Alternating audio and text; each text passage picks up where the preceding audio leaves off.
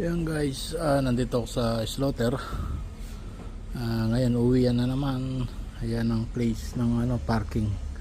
Ayan, nasa parking ako. Ito yung scooter na nagalaga sa akin at yung nag-extend rin sa akin. Ayan, ayan siya. Ayan ang bike ng mga kasama ko. Ayan, ayan na, uwian na naman. Ayan, pagkaraan ng alas 5:30 hanggang ngayon, anong oras na ngayon? Maalis mag-alauna na. Ayan, ito yung entrance, papasok sa loob. Ayan ang ayan lang, isishare ko lang yung uwian. Ayan, ayan, uwian na naman. Oras na naman ng uwian.